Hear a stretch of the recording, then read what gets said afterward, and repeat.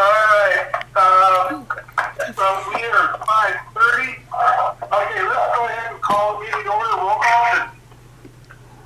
President Greg Wood. Here. Vice President Rick Webb. I'm present. Director Gregory Washington. Here. Director Byron Glennon. Here. Director Ben Stewart. Here. Okay, please rise to the Pledge of Allegiance and just any questions. To the east. Christian, go to the east. I pledge allegiance to the flag of the United States of America and to the republic for which it stands, one nation under God, indivisible, with liberty and justice for all.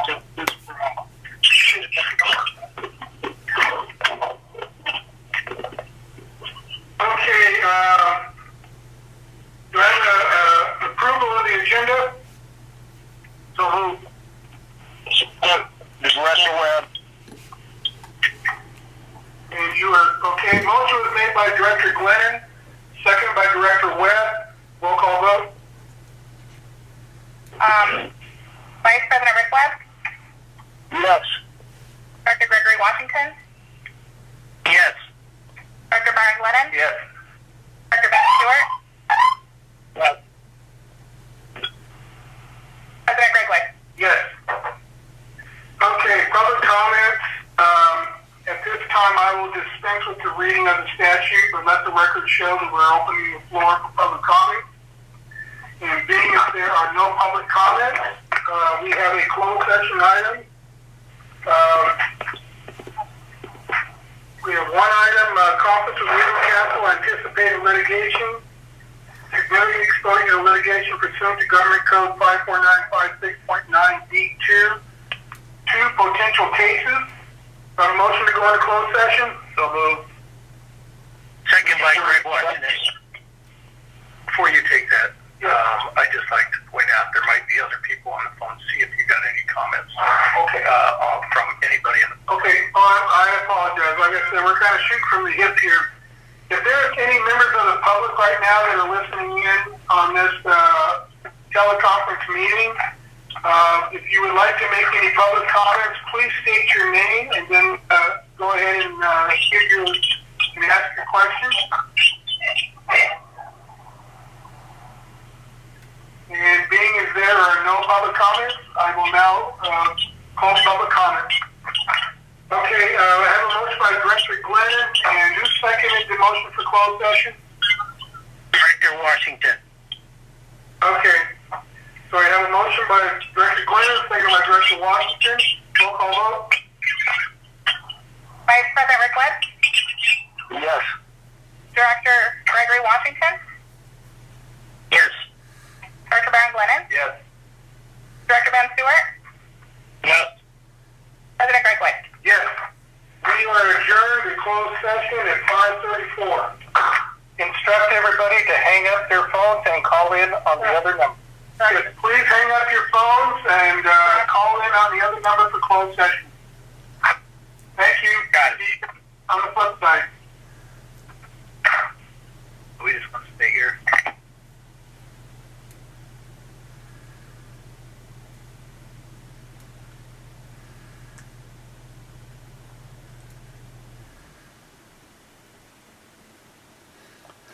They hung us up.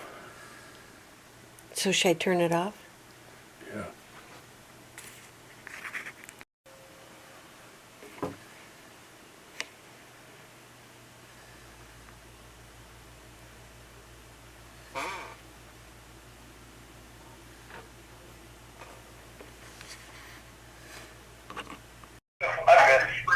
I've messed that up before.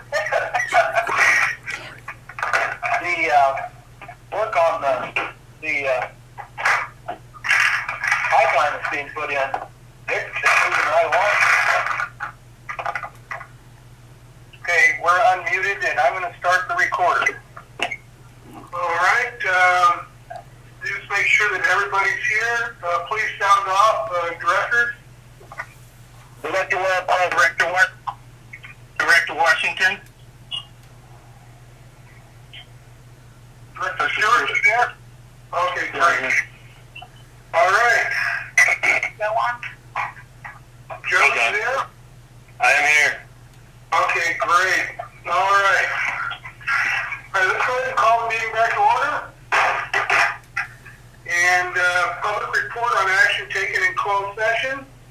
There is no reportable action. I'm sorry, I messed that up. Have a motion to come out of closed session. So move. Second, Director Webb. Okay, motion was made by Director Glenn, seconded by Director Webb. Roll call vote, please. Vice President Rick Webb, Yes. Director Gregory Washington, Yes. Director Byron Glennon, Yes. Director Ben Stewart, Yes. President Greg White. Yes. Okay, we are out of public report on action taken in closed session. There is no reportable action. Calling the meeting to order for open session, or 6 o'clock open session. Anybody that is joining us from the public on the phone, I want to say welcome. This is a first meeting for us under these new conditions with the COVID-19 that we're all facing. And so we'll be doing things a little different.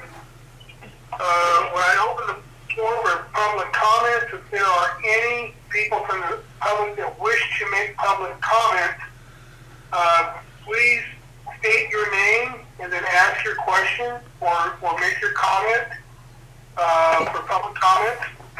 And also, as we go through the agenda, if there are any, everybody from the public will be given an opportunity to speak on any matter that's on the agenda. So if you have comments, if you want to make comments in regards to that, and please state your name for the record, and then go ahead and ask your question or make your statement. And then that way we can go ahead and get it documented as far as your response. Apologize for the inconvenience to everybody, but these are just the way we're having to improvise things a little bit right now so we can still hold our public meetings and still conduct district business and keep the agency moving forward so we don't get behind on things as we all go through this situation. So with that, public comments, and I will dispense with the reading of the statute, but let the record show that we're opening the floor for public comments. And at this time, is there anybody from the public that wishes to make public comments?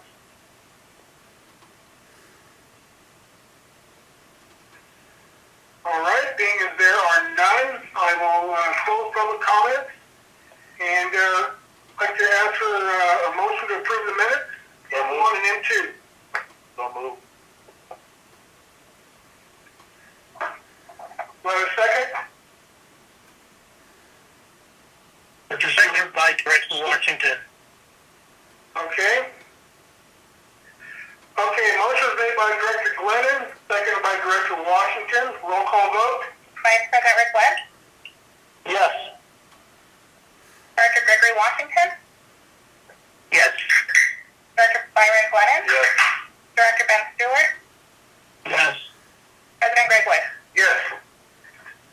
Okay, moving on to consent calendar.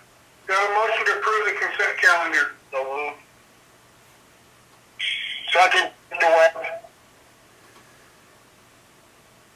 Okay, motion is made by Director Glennon, seconded by Vice President Webb. Any discussion on the consent calendar? All right, roll call vote. Vice President Rick Webb, Yes. Director Gregory Washington, Yes. Director Byron Glennon, Yes. Director Ben Stewart, Yes. President Greg White. Yes. Okay, we'll move on to presentations. PR1, Water Reclamation Plant Project Update.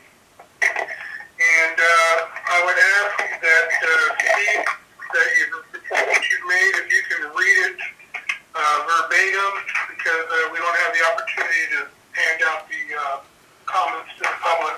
That way we can make sure that anybody from the public listening to it will get the...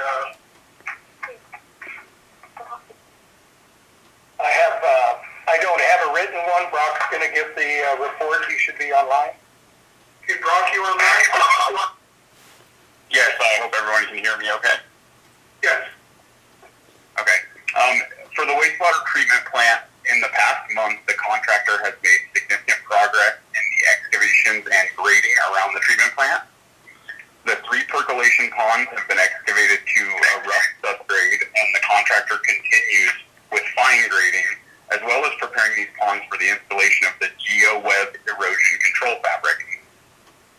Various concrete structures have been formed around the plant, including the jib crane footing and multiple distribution boxes. And a portion of the liner has been installed around the sludge drying bed. These beds are currently being prepared for the shotcrete slope protection. A large portion of the pipeline to and from the emergency overflow basin has also been installed, and the rest of that is on hold until the sludge drying beds are completed. And that concludes my update on the wastewater treatment plant. Has all this rain we've been getting, Brock, has it slowed anything down or hampered them in any way, or are they pretty much past where the rain can affect them? Yeah, fortunately, the lack of rain throughout the month of February really helped us out, and they were able to get a lot done in that time frame. During the rains, they're doing more of the inside mechanical work, including the preparation for blowers and some of the electrical work. Okay. Do any of the other directors have comments for Brock on his report on the treatment plant? Well, if you have no questions.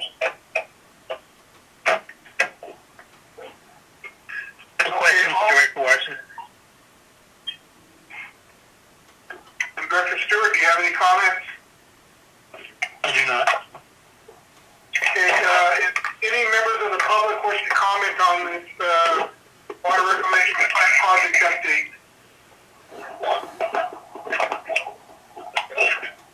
Okay, with that, then we will move forward to PR2 ACP pipeline project update.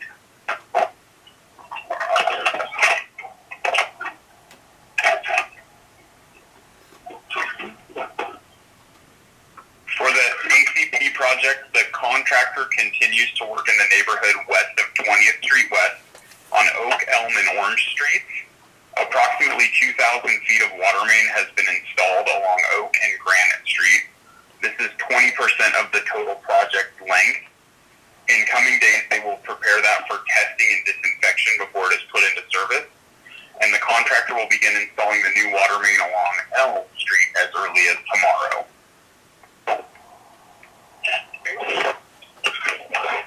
All right, any questions? Yes, Steve. I just have to mention that I've had several comments from people in the neighborhood where they're doing this work, and the people are more than pleased because they're there early in the morning at 6:30.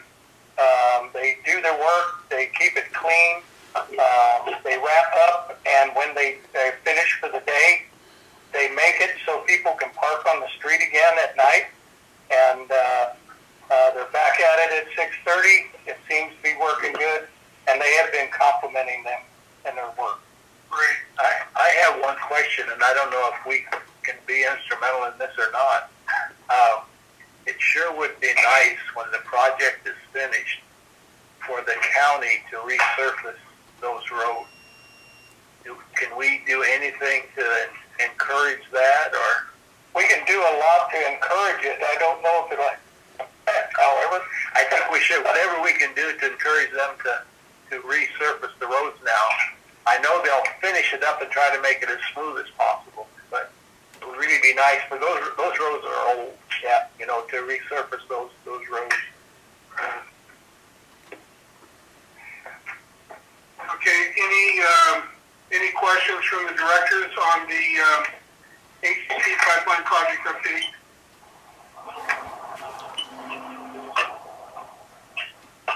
And any comments from the public on the ACP pipeline project update? Okay, being there's no further comments on that, we'll move on to new business. New business authorize the contract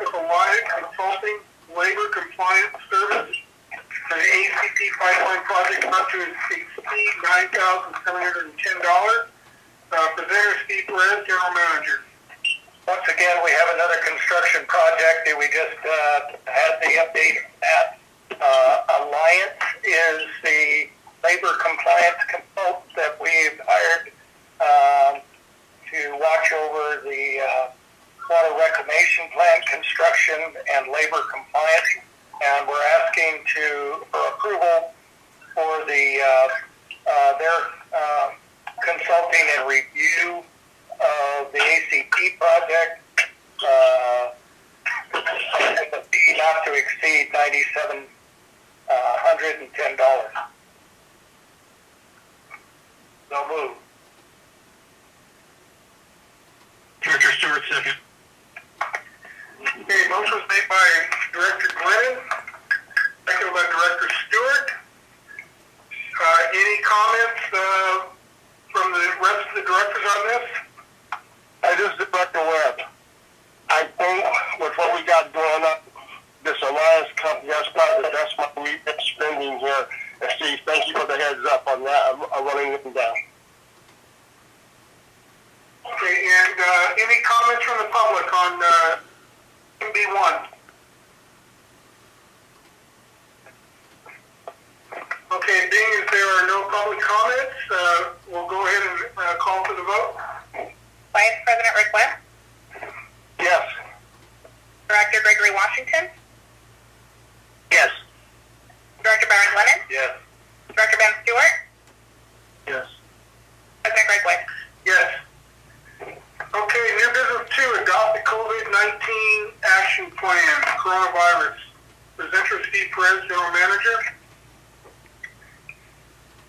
A couple weeks ago, I was commenting on another general manager's comment in the CSDA blog, asking for any assistance in regard to some legal requirements of the board. And in doing so, activated CSDA and their ledge director to become involved with the governor and the governor's office to see if we could affect any change. Okay, hold on, Steve. I would like to ask any people that are listening on this teleconference call or participating to mute their phones and until they want to speak and say something that will help with the clarity of our broadcast going out. All right, thank you for your cooperation. Make a long story short, in putting these entities together the following day after our conference call with CSDA, the governor was approached by CSDA and others and made some of the changes in his directive. As a result of some of the changes and directives coming from the governor's office, as well as the Department of Public Health and the CDC and other entities, we developed a COVID-19 action plan. The action plan describes the COVID-19, what it is. It goes into the various sections explaining that, and then in each section there are risk levels. In risk level 1, we know that something out there is among us. Risk level 2, we know that there's some cases in the general area and in the United States. Risk level 3, there's been a declaration by the CDC that there's a potential pandemic or a pandemic upon us, and we have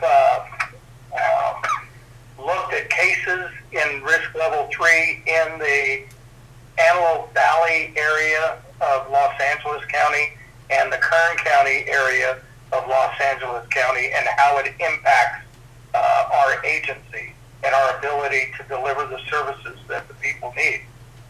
And because of that, we developed this plan and risk level 3 and risk level 4 both have action plans attached to them, and some of the various things that we will implement and under those risk levels.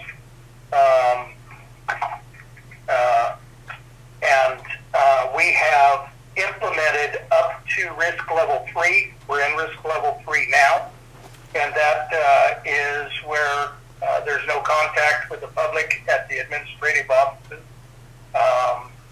And the public needs to understand the reason for that is to protect them as well as our staff in order to be able to maintain a crew to go out to the communities at the time of need. So we've started implementing those. We've separated the administrative offices from the operational offices. We've bifurcated our operational service. We've separated the wastewater treatment or the water reclamation plant employees from the operational water distribution employees.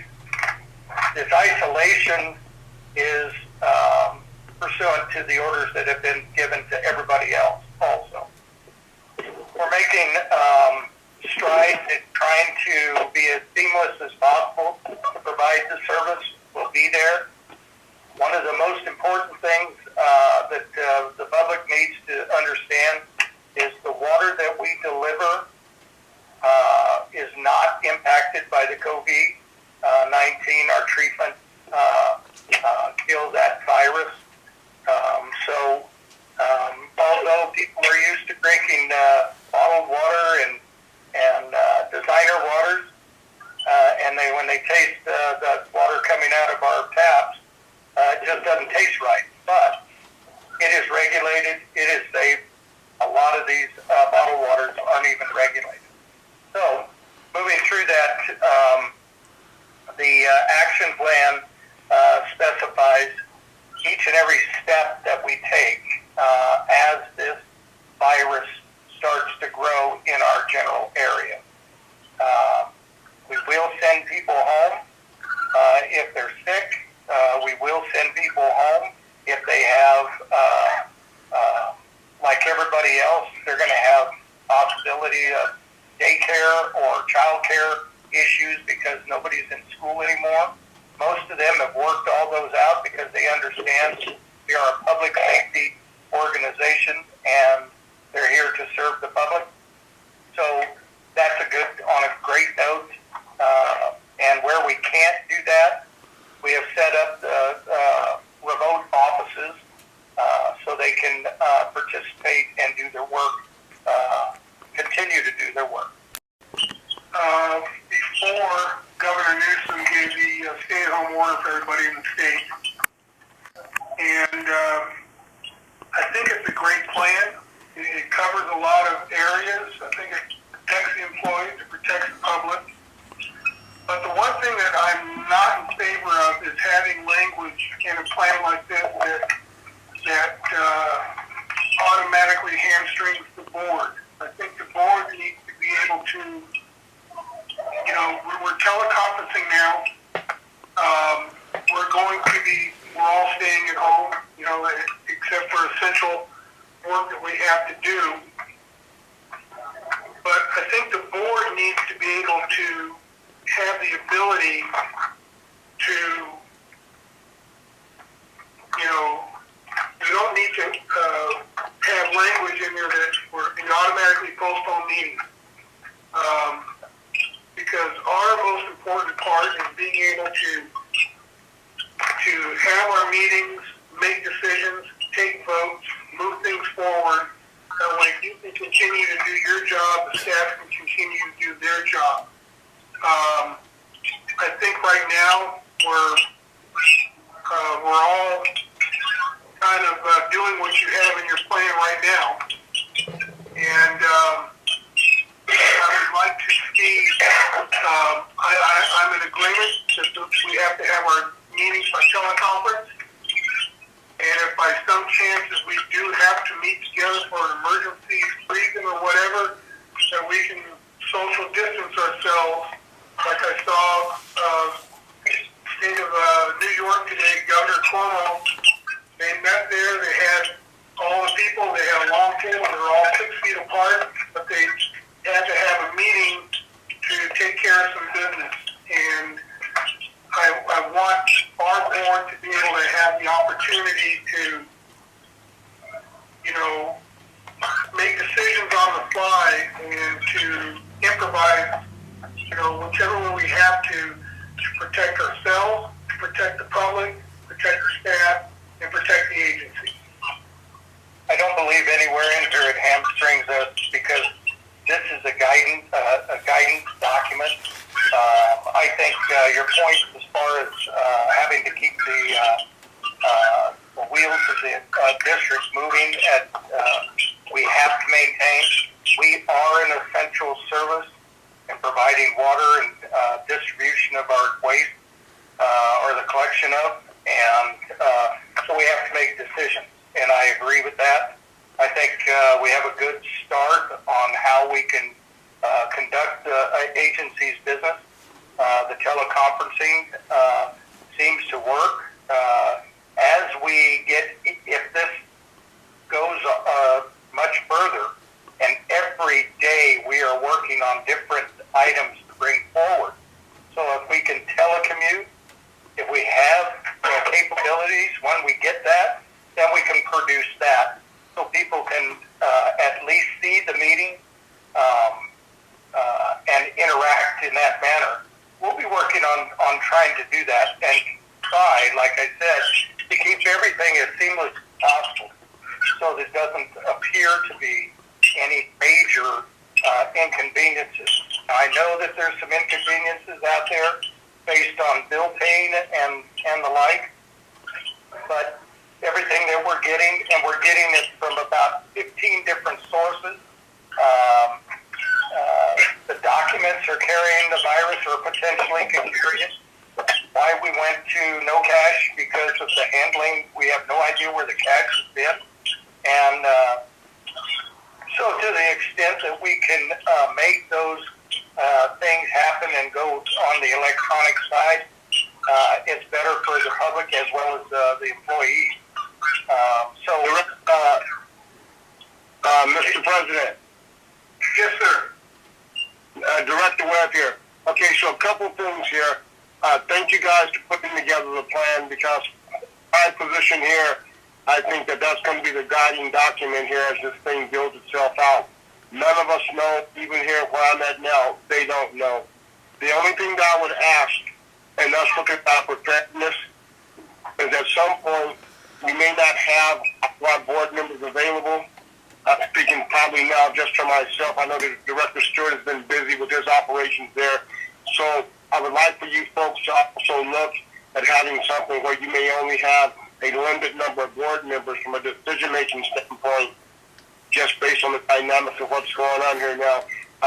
Currently, they're talking about at some point that my department may go to mobilization. If that comes to pass, I do not know how that's going to look or how that's going to have an impact. So perhaps, Mr. President, Mr. GM, you guys can look at that if something came of a critical mass nature, that something that could get pushed along possibly 3 board members and whatnot, because I'm thinking now that this continues to go the way it says at some point, I may not have the luxury or the privilege of being available to you folks on some of the important decision making. Director Webb, I'm through. Director Stewart and Director Washington, do you have comments? Yeah, I just have a brief comment. Just want to thank you, Steve. I read the document as well, and just want to thank you for getting out in front of it as fast as you have, and despite all I have.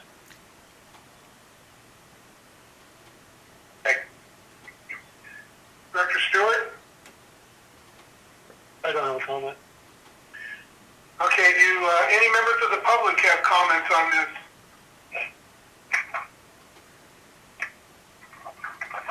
Okay, I'd like to bring something up just to kind of, this is to address the public, and so that, you know, as General Manager pointed out, our water is safe, and there's no impact on our water whatsoever. And this agency is open for business, and we are here to serve the people and to provide water and sewer services for your needs and for your safety and for your health. I'm sure you're all going on, turning on the news, and you're seeing all these latest updates on the COVID-19 cases, and they seem to be growing leaps and bounds every day, unfortunately. But I went into the Kern County Health Department, and as of 3:45 this afternoon, there are 23 confirmed cases of COVID-19 in Kern County. But the good news is they have a map with Kern County that it's a cases by region in the county. 2 cases are in the valley portion. That's going all the way out into Central California and the farming areas there.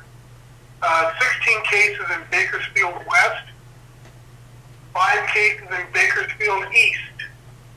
There are 0 cases in the mountain region and 0 cases in the desert region. So,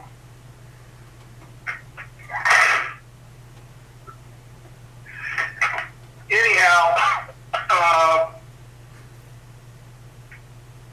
Just one anecdote. Director Woods. Yes. Director again. I have a question for Steve Brock, if you're there. In the event that we had to back down from staffing, what's the minimum number of people you needed to run the water sewer side if we had to get that drastic of a rent? What numbers would we be looking at? The wastewater treatment plant is 2. For the operation side is 3. And so 2 for the water, 3 for the reclamation. 2 for the reclamation? 2 for the reclamation and 3 for water. Okay. All right. And that would be a skeleton crew.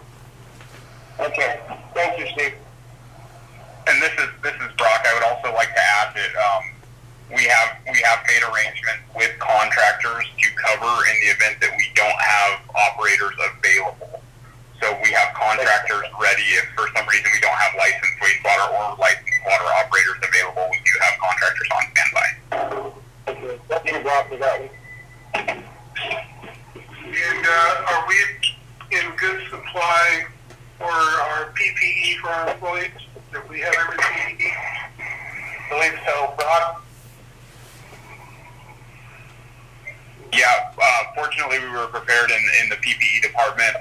We were able to acquire the necessary PPE to cover both the public works staff, the wastewater treatment plant staff, and have additional PPE for the administrative staff. And we've also obtained enough cleaning supplies to increase our cleaning around district facilities. Okay. Were we able to, Steve, were we able to get our janitorial service to step up and be cleaning agency here? I had a discussion with them the other day, and they come in and every hard surface they are sanitizing each day that they come in, and as windows, doors, handles, desks, countertops, as much as they can, they are clean.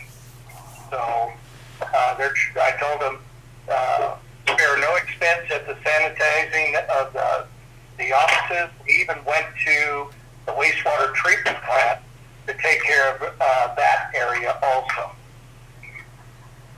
Well, Steve, I want to thank you for you and your staff for doing a fantastic job of keeping on top of this and working through these difficult times. And with that, I'd like to call for a motion on MB2. So move. Second, Director Webb. And again, I will ask the public if there are any comments comments they want to make on NB2 on adopting the COVID-19 action plan?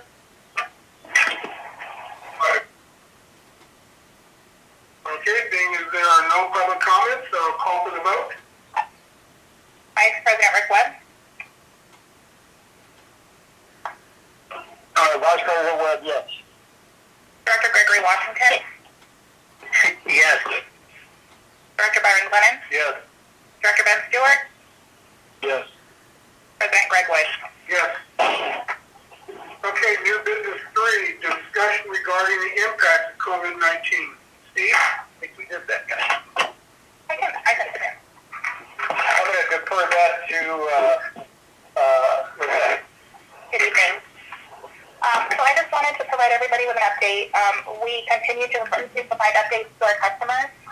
The easiest way to communicate with them right now is via email. We have roughly about 2,500 customers that have email with us, and we've been utilizing that means, and we've had a really good rate of people actually opening them and reading them.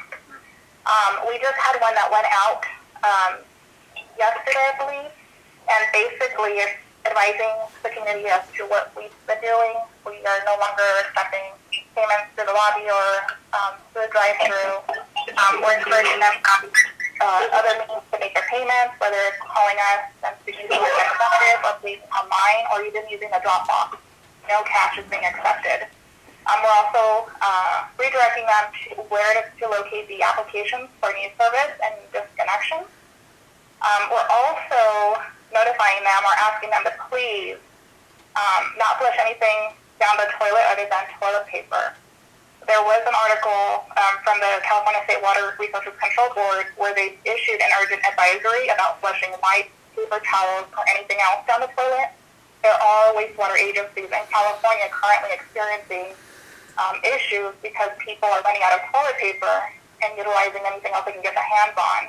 And so we sent out in that same newsletter an advisory to all of our customers to please be mindful of that system. We don't want to cause another problem. And we're also working with Dave Anton, our public relations folks, on getting something out to all those people that currently don't have emails with us, so that way they can get those same messages in a timely manner. Because of everything that's happening, especially with COVID right now, it can change in a matter of minutes, in a matter of hours, in a matter of days. This is the easiest way to get the information out to our customers. We've also received emails from the county. They've sent an email to all public agencies about FEMA monies that are available to help offset expenses that public agencies have incurred, such as increased disinfecting with the janitorial service, PPE equipment. And so we're currently working on identifying all those increased additional costs so that way we can put in for reimbursement. And then I also want to let you know that the district is also temporarily suspending late fees on water shutoffs for non-payment in an effort to support customers facing financial challenges due to the coronavirus pandemic. We want to assist in any way possible and ensure our customers have access to safe, clean water during this time.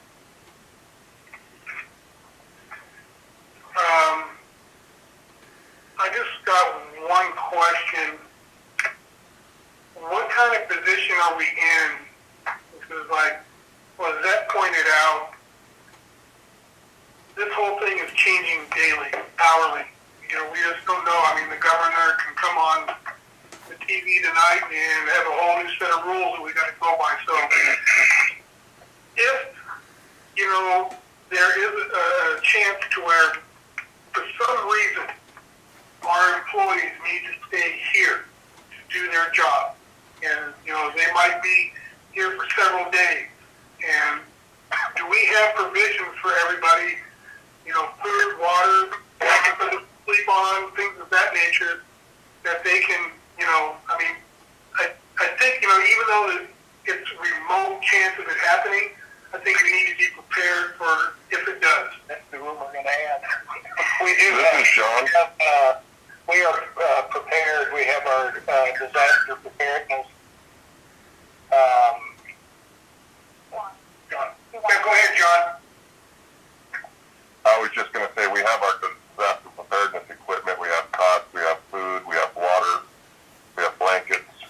I think we're prepared if we do have to have employees stay for up to a couple of weeks. All right. Good job, John. Good job. And that was just something I thought of when hearing Lizette's report that made me kind of think that we're ready in that area. Well, I was going to say the same thing. Okay. I beat you to it. Well, good job to both of you all. Okay. Any questions of our assistant general manager? Any questions from the public? Yeah, I had a question. And boy, I don't want it to sound like a joke here, but with all the shelves of toilet paper being taken throughout the Antelope Valley, I wondered, would it have an impact on our system? A lot of people put wipes down the toilet, and wipes are something that really shouldn't be put in the toilet. So do you guys anticipate any type of system change or anything of that nature?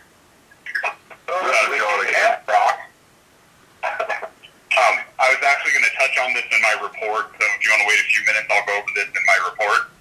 Okay. Okay, great. All right. Okay, that was just a discussion, so it's not an action item.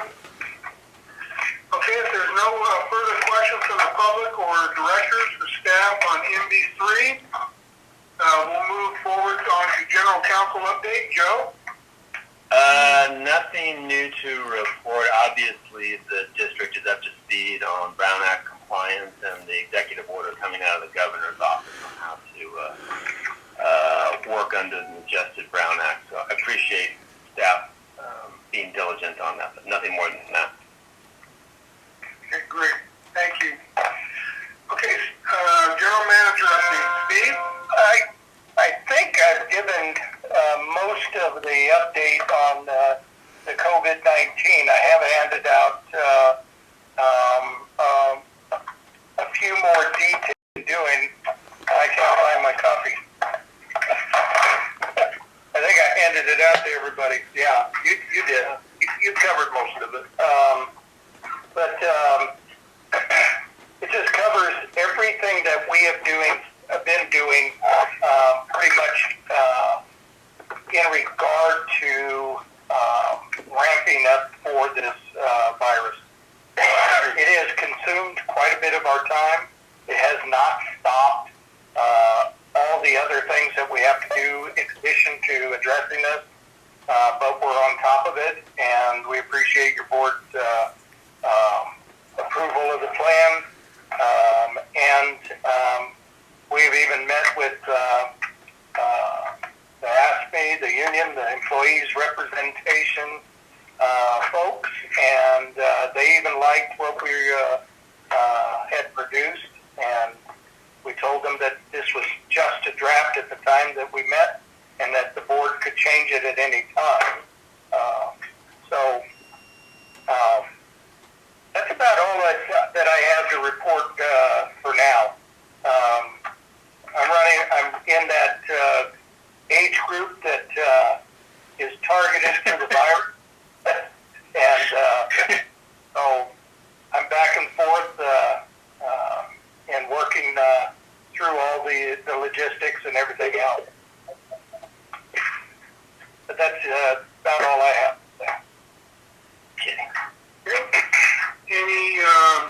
Any questions of our general manager? Any questions from the public? Okay. With that, we will go on to assistant general manager update. Was that? I don't have anything new to add. Okay, then we'll move on to director of public works update. John? So the Public Works has completed the monthly meter reading. They've also fixed a couple of leaks in the street. Brock will touch on it on his report on the footage, but they've also been doing a lot of sewer manhole inspections due to all the toilet paper being off the shelf at the store. We're sure it's going somewhere, so we're making sure that they're checking all the manholes in the town to make sure we don't have any backups or anything.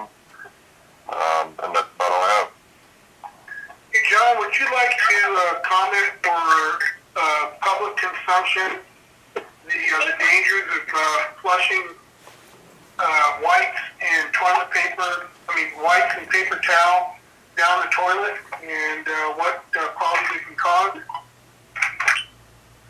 Yeah, so the paper towels and the white stuff don't degrade nearly as fast as toilet paper, so once they flush it down into the main lines, it'll get hung up in there and cause backup. So we're asking them to please not flush any wipes or paper towels or any other foreign matter for that. Thank you. Any questions of our Director of Public Works? Any questions from the public? Okay, thank you, John. And Public Works Manager update, Rob? So, due to the apparent shortage of toilet paper brought on by the concerns around COVID-19, staff has seen an increase in non-flushable items in the sewer collection system. To combat this issue, we've increased the frequency of our manhole inspections and increased cleaning in areas of enhanced maintenance. Wastewater treatment plant staff has also increased the maintenance and cleaning of the bar screen to prevent overflows and to continue to provide the necessary wastewater treatment to the community. I would like to use this as a chance to again remind the public, flushing wipes, paper towels, and similar products down toilets will clog sewers and cause potential backups and overflows in your home, your neighborhood, and at wastewater treatment facilities, creating an additional public health risk in the midst of this current pandemic. Even wipes labeled as flushable will clog pipes and interfere with the sewage collection system. Please do not throw away wipes, or do not flush wipes, throw them away instead. And I agree with that statement, and what the public needs to understand as well is that toilet paper breaks down very quickly in water, and it flushes quickly into the sewer line going from your lateral service line from your house. But when you put paper towel or napkins or wipes down flushing down the toilet, you got a 4-inch line leading from your house to the sewer main out in the street. And chances are, where the blockage is going to take place, it's going to take place in your sewers, in your line. And that can end up causing problems for you and can get expensive having to call a plumber out to fix it. Plus, not to mention, if it does make it into the sewer line, it has a chance of causing a sewer system overflow. And then if it makes it into the plant, as I heard our manager state that they're having to increase frequencies of bar screens because the paper coming in is not breaking down, so therefore it's getting hung up and making it more difficult to take our influence into the plant. So please, don't push the paper towel and napkin and wipes down, into the toilet. Thank you. Any comments from other directors?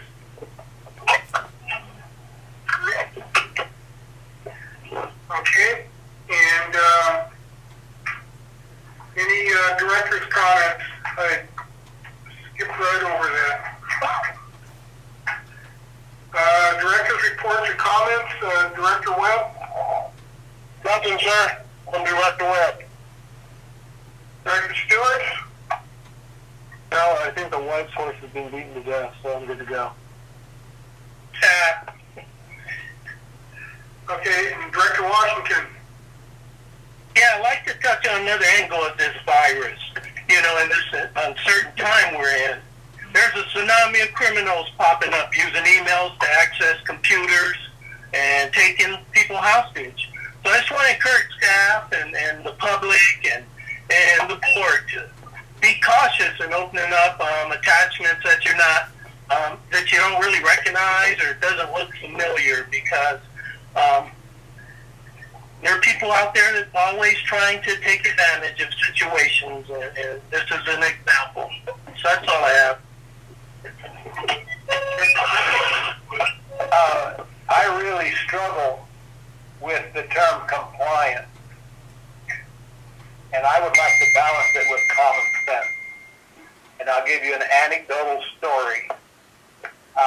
Every 8 weeks, and it usually comes on Wednesday, I go in to give blood.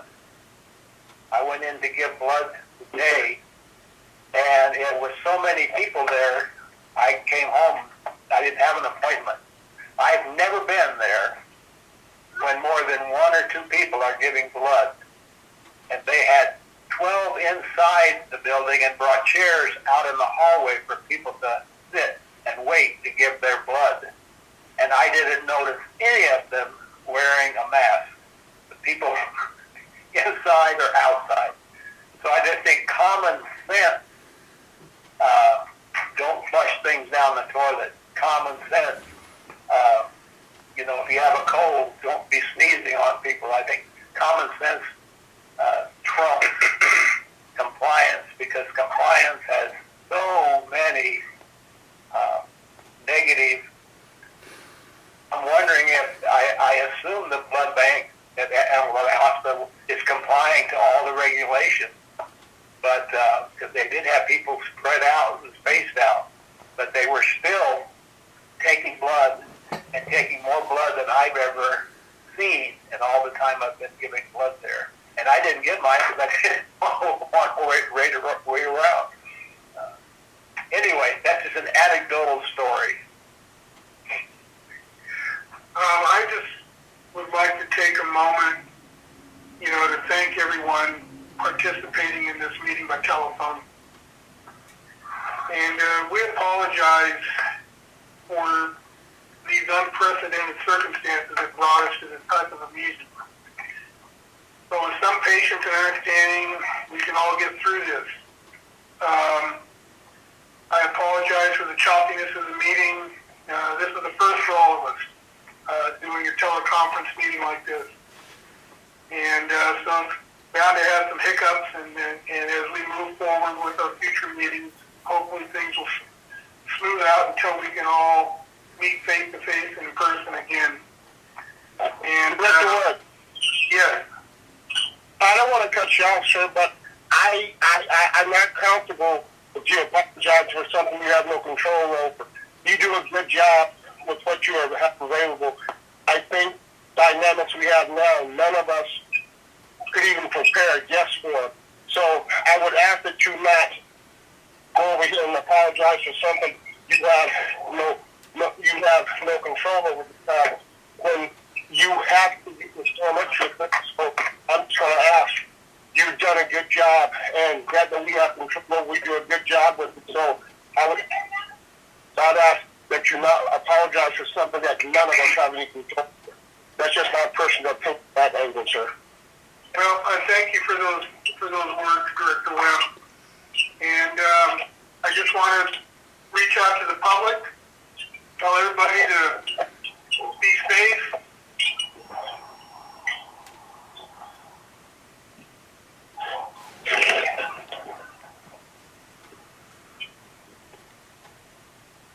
Meeting's adjourned? No, we're not adjourned yet. Okay, and with that, I would like to call for an adjournment. Motion? Don't move. Second by Washington. Motion was made by Director Schwinn and seconded by Director Washington. Roll call vote. Vice President Rick Webb, Yes, Bill Jones. Director Gregory Washington, Yes. Director Baron Glennon, Yes. Director Ben Stewart, Yes.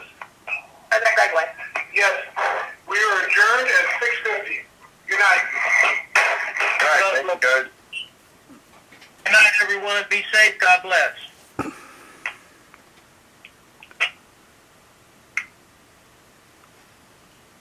This conference is no longer being recorded.